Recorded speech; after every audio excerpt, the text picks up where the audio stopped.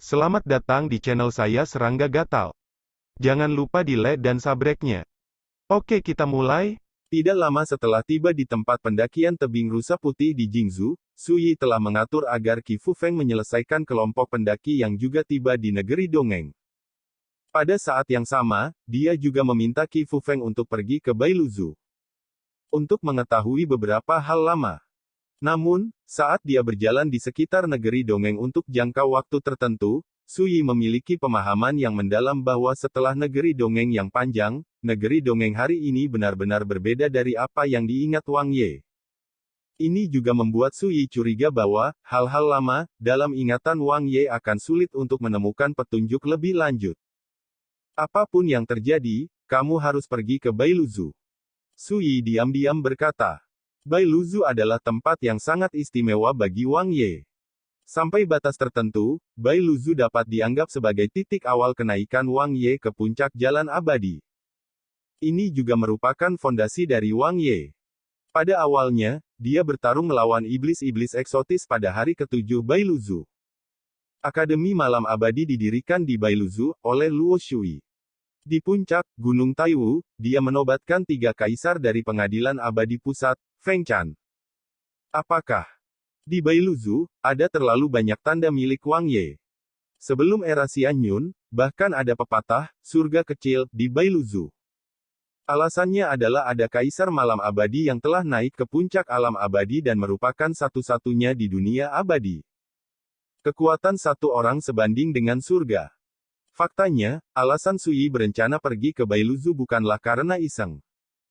Pada awal domain Dongsuan di dunia manusia, dia telah berbicara dengan orang asli Hong Yun, dan ketika dia tiba di dunia abadi di masa depan, dia akan pergi ke Bailuzu untuk berjalan-jalan.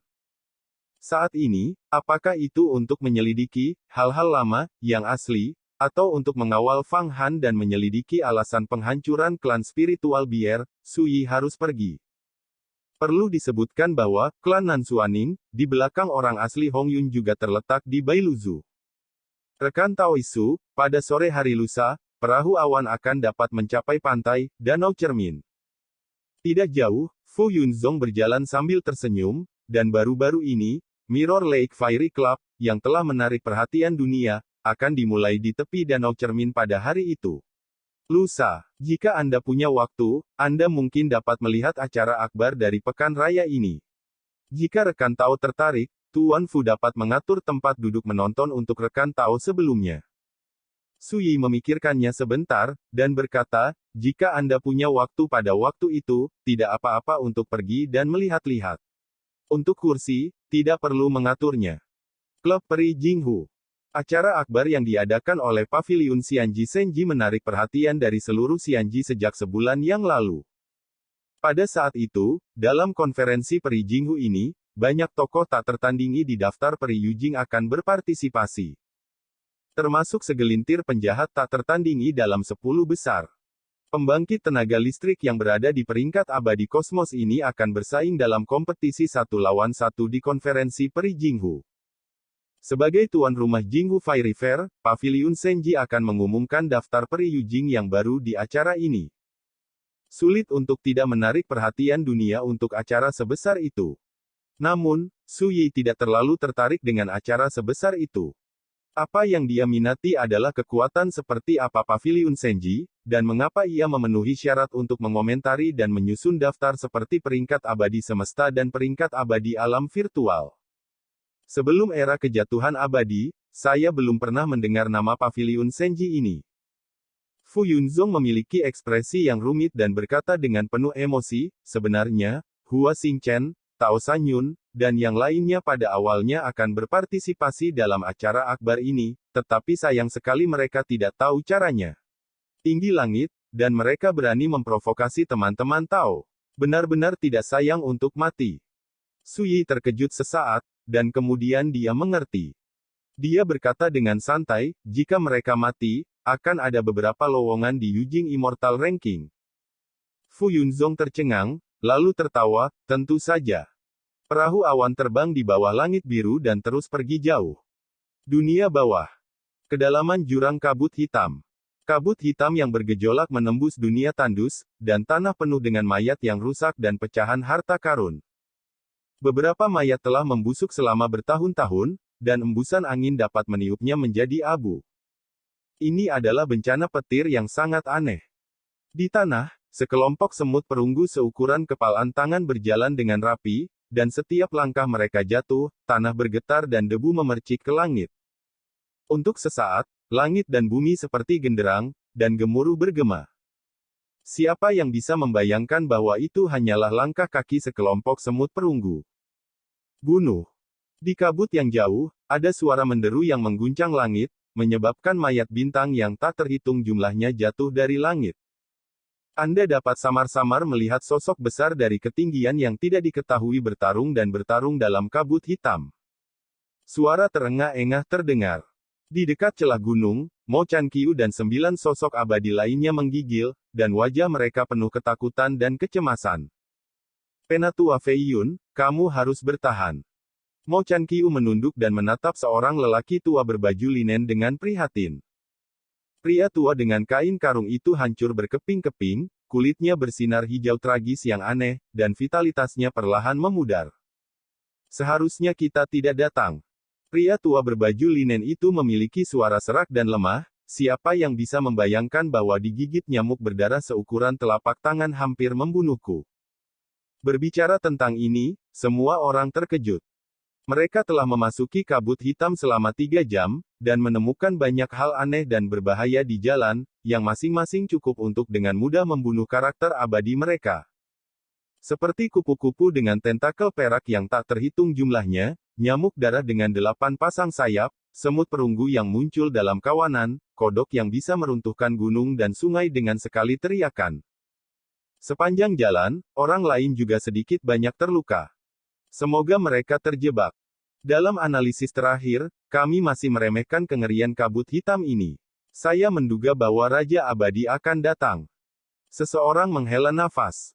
Seseorang berkata dengan sungguh-sungguh, berhenti membicarakan kata-kata menyedihkan ini, prioritas utama adalah segera menemukan cara untuk mengungsi dari sini. Mundur. Di mana harus mundur? Ada pembunuhan di mana-mana. Hantu apapun yang muncul dapat dengan mudah membunuh kita. Seseorang berkata dengan getir. Untuk beberapa saat, suasana hening dan suasana hati semua orang sedang berat. Boom! Ledakan! Ledakan! Tiba-tiba, dunia bergetar, gunung-gunung dan sungai-sungai berdesir. Di kejauhan antara langit dan bumi, sosok menakutkan dengan ketinggian puluhan ribu kaki, seperti dewa dan iblis kuno, berjalan menuju sisi ini. Dia terbungkus rantai setebal gunung, dan matanya seperti danau merah besar. Satu langkah turun, bumi akan diinjak-injak menjadi jurang yang sangat besar. Berbagai makhluk aneh yang tersebar di gurun ini melarikan diri ke segala arah pada saat ini, tanpa ketakutan, menghindari sosok menakutkan seperti dewa dan iblis. Tidak, orang itu datang ke arah kita. Seseorang berteriak. Tarik, tarik. Mo Chan Qiu dan yang lainnya segera bertindak, menggerakkan langit, dan menyerbu ke kejauhan dengan seluruh kekuatan mereka. Tapi masih di tengah jalan, sebuah tangan besar menutupi langit, terbungkus dalam kekuatan penghancur yang mengerikan, menindas langit, dan menyelimuti mereka. Tangan besar ini seperti langit yang runtuh. Jari-jari itu seperti tiang di langit. Sebagai perbandingan, Mo Chan Qiu dan yang lainnya tidak berbeda dengan semut kecil.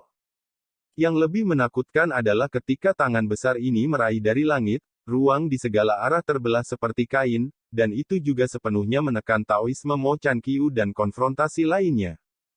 Untuk sesaat, semua orang ketakutan.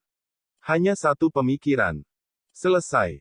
Tetapi pada saat yang sama ketika tangan besar ini meraihnya, pola dekrit yang mempesona tiba-tiba keluar dari tubuh Mo Chan Qiu, berputar-putar dalam kehampaan, berubah menjadi bentuk pedang kuno dan misterius Daowen. Larang. Satu kata, mencerminkan kehampaan, hanya beberapa kaki kecil, seperti lentera yang menyala. Di depan tangan besar itu, seperti setetes air di lautan, tidak mencolok. Tapi pada saat ini, tangan besar yang meraihnya tiba-tiba membeku, seolah ketakutan, dan ditarik oleh sosok menakutkan seperti dewa. Kemudian, kengerian dan kecemasan muncul di mata sosok yang menakutkan, seolah-olah mereka telah menemukan hal yang sangat menakutkan, dan sosok setinggi puluhan ribu kaki itu tidak bisa berhenti gemetar. Kecelakaan. Rantai di sekujur tubuhnya bertabrakan. Meninggal. Mo Chan Qiu dan yang lainnya terbangun seperti mimpi, basah oleh keringat dingin satu persatu, seolah-olah mereka telah berjalan di dekat gerbang-gerbang hantu, dan mereka saling memandang dengan kaget. Segera, mereka semua menatap Mo Chan Qiu. Di tubuh Mo Chan Qiu, secarik batu giok melayang ke atas, bersinar dengan kecemerlangan, mencerminkan teks Tao berbentuk pedang yang misterius dan aneh, terlarang. Ini hanya beberapa kata, tapi itu seperti jarum dewa laut, memberi orang perasaan aneh yang abadi dan tak tergoyahkan. Karena kata terlarang, sosok menakutkan seperti dewa dan iblis itu ketakutan dan menarik tangan besar yang menutupi langit. Dalam situasi putus asa, kegembiraan yang tak terlukiskan membanjiri hati Mo Chan Qiu dan yang lainnya. Seseorang berkata dengan suara gemetar, ini adalah batu giok yang jatuh dari sesama Taoisu. Tiba-tiba, monster-monster tua ini heboh. Ini seperti menyaksikan keajaiban terjadi tepat di depan Anda. Mo Chan Qiu dan karakter abadi lainnya terkejut dan terkejut. Dalam benak saya, sepertinya saya ingat apa yang pernah dikatakan Sui. Baiklah, aku akan memberimu hadiah, yang mungkin berguna saat kamu mencapai Black Mist Abyss.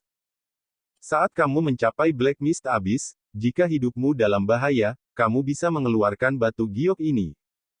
Pada saat itu, meskipun semua orang ingin tahu tentang rahasia apa yang tersembunyi di slip batu giok, mereka tidak benar-benar mengingatnya. Lagi pula, itu hanya batu giok. Tapi sekarang, itu adalah potongan batu giok sehingga mereka bisa bertahan dalam keputusasaan. Cara rekan Daoisu benar-benar di luar imajinasi saya. Setiap orang punya hati. Karena itu, tidak ada dari mereka yang berani ceroboh. Perampokan ini belum benar-benar berakhir. Dia mengeluarkan raungan ketakutan dan tak berdaya yang mengguncang dunia. Di depan Mo Chan Qiu, slip batu giok bersinar, dan pola turunan dari kata terlarang bersinar cemerlang, dan ada kekuatan yang meyakinkan dalam sihir.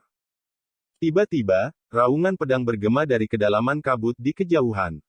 Setelah itu, pelangi pedang yang cerah menembus langit dan bersiul ke sisi ini. Dalam sekejap mata, pelangi pedang itu melayang dan berdiri di atas bahu sosok menakutkan itu. Mo Chan Qiu dan yang lainnya mengalami jantung berdebar-debar. Tidak ada alasan lain. Rada, kenapa kamu begitu panik? Kera tua dengan pedang membuka mulutnya, dan kata-katanya terdengar seperti suara pedang. Ketika dia berbicara, matanya menyapu Mo Chan Qiu dan yang lainnya. Ketika dia melihat kata terlarang tergantung di kehampaan, dia tidak bisa menahan diri untuk tidak tertegun. Sepertinya kaget dan kaget. Melihat dan mematikan. Mo Chan Qiu dan yang lainnya semua tegang, seolah-olah mereka menghadapi musuh besar. Kera tua pembawa pedang ini memberi mereka perasaan bahwa mereka dapat dengan mudah membunuh mereka dengan satu pikiran. Itu terlalu menakutkan. Aduh. Kera tua dengan pedang itu mengulurkan tangan dan meraihnya, dan slip batu giok di tubuh Mo Chan Qiu meraung dan jatuh ke tangannya. Membuka slip giok, hanya ada 4 kata yang tertulis di atasnya, berikan wajah. Setiap kata seperti pedang. Kera tua dengan pedang terdiam beberapa saat, meletakkan batu giok itu, dan kemudian berkata, Huang Tuo, kamu harus meninggalkan tempat ini.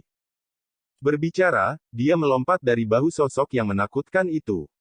Sosok menakutkan yang dikenal sebagai Wadao berbalik dan melangkah pergi. Kamu memiliki keberanian untuk datang ke sini meskipun kamu sangat bodoh. Ternyata kamu memiliki sesuatu untuk diandalkan. Kera tua dengan pedang datang ke arah Mo Chan Qiu dan yang lainnya. Melihat Mo Chan Qiu dan yang lainnya sangat gugup, kera tua yang membawa pedang itu tidak tahan untuk tidak menggelengkan kepalanya dan berkata, apa yang kamu takutkan, dengan giok ini terlepas darinya, dia akan sulit bagimu untuk mati. Mo Chan Qiu dan yang lainnya saling memandang dengan cemas, berpikir pahit di hati mereka, dalam situasi seperti itu, siapa yang tidak gugup? Apa yang kamu lakukan di sini? Kera tua itu berdiri 10 kaki jauhnya. Mo Chan Qiu menarik napas dalam-dalam, membungkuk hormat terlebih dahulu, lalu berkata, jangan sembunyikan dari pendahuluku, aku di sini untuk menemukan buah janin Mingyan Dao. Mendengar ini, kera tua pembawa pedang itu terdiam beberapa saat, dan berkata, hanya masalah sepele seperti itu. Hal-hal kecil. Mo Chan Qiu dan yang lainnya saling memandang, sedikit bingung. Apakah ini masalah sepele tentang kesempatan bagi mereka untuk membuktikan Dao dari Raja Abadi di masa depan? Kamu tidak perlu memikirkannya. Kera tua pembawa pedang menertawakan dirinya sendiri, setelah melihat batu giok ini tergelincir, apa hal terpenting untuk memintanya secara pribadi mengukir tatanan pedang terlarang ini, ternyata hanya untuk sedikit buah janin Nether Flame Dao. Berbicara, dia menghela nafas panjang, namun, tidak apa-apa, jika Ruur dan yang lainnya membuat permintaan yang berlebihan, itu akan membuatku pusing. Mo Chan Qiu dan yang lainnya menyadari masalahnya. Slip batu giok yang disajikan oleh Sui jelas sangat berharga, sehingga kera tua yang membawa pedang tidak berani mengabaikannya, tetapi jelas, di mata kera tua yang membawa pedang, ini slip giok ditukar dengan buah janin Mingyan Dao, jelas berlebihan dan menyia-nyiakan dunia. Untuk sementara waktu, Mo Chan Qiu dan yang lainnya berada dalam keadaan kacau. Siapa yang menyangka bahwa sepotong batu giok yang diberikan Su Daoyou bisa memiliki kekuatan yang luar biasa?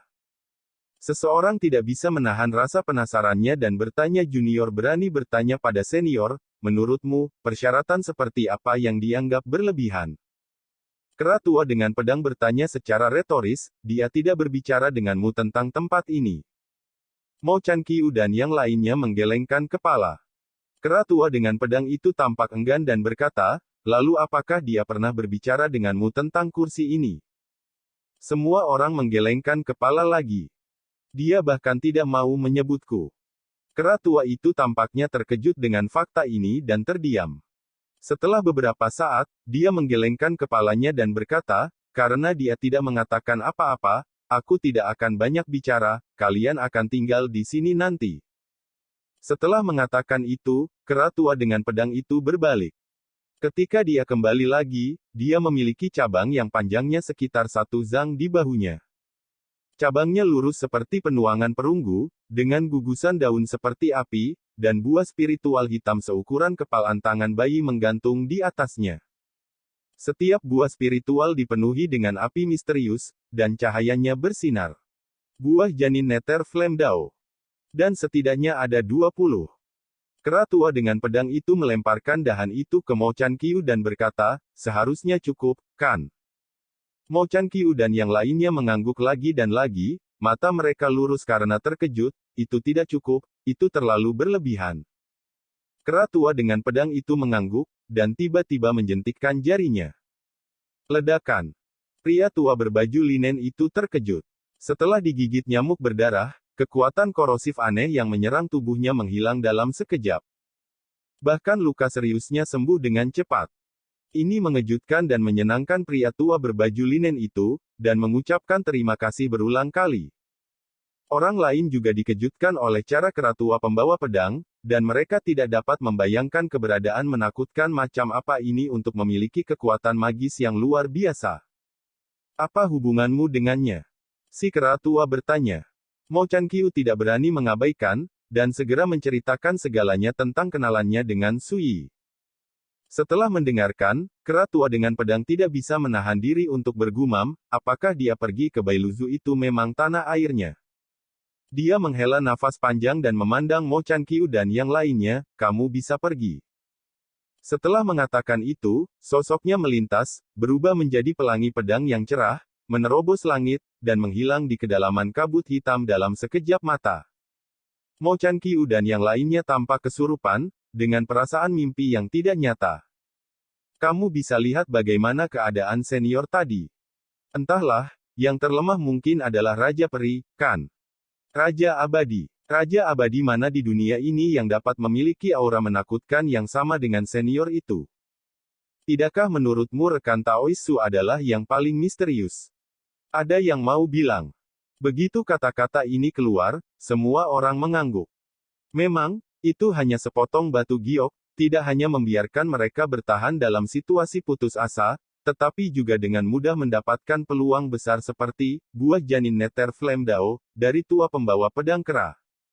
Siapa yang tidak mengerti betapa menakjubkannya identitas Sui Heilong Bazar, dia dengan mudah menjelajahi 9 monumen di Taihuang, dan sekarang, hanya dengan sebongkah batu giok, di kedalaman kabut hitam ini, untuk memecahkan masalah bagi kita jika tidak, Taois Su memang berusia 20-an untuk seorang pemuda bertahun-tahun, saya menduga bahwa dia adalah sosok legendaris yang berdiri dengan bangga di atas jalan abadi. Mo Chan Qiu menghela nafas. Semua setuju. Dalam perjalanan untuk pergi, mereka tidak pernah menemui bahaya, seolah-olah makhluk aneh dan menakutkan itu telah lama dihindari. Di kedalaman kabut hitam, sosok Ratua yang membawa pedang melayang di atas patung Buddha yang runtuh, dan matanya melihat ke puncak gunung yang tergantung di kehampaan di kejauhan. Diam sejenak, Keratua yang membawa pedang berbisik di bibir, dia kembali. Kemudian, Keratua dengan pedang mengangkat kepalanya dan tertawa. Tawa itu mengguncang dunia. Penuh kesenangan. Pengiriman awan. Sui menyilangkan kaki Erlang dan duduk di pagar. Lautan awan seperti gunting, merobek lautan awan yang tak terbatas. Bagus. Ada keindahan yang luar biasa di dunia. Jika hanya satu giok yang tersisa, Keratua itu pasti tidak akan bahagia. Sui berpikir, namun, ambil saja beberapa buah janin Nether Flame Dao, maka Keratua tidak akan pelit. Di masa depan, ketika saya membuktikan dunia ilusi, saya akan pergi dan melihatnya. Kedalaman jurang kabut hitam adalah medan perang para dewa dan iblis yang tersisa dari zaman kuno.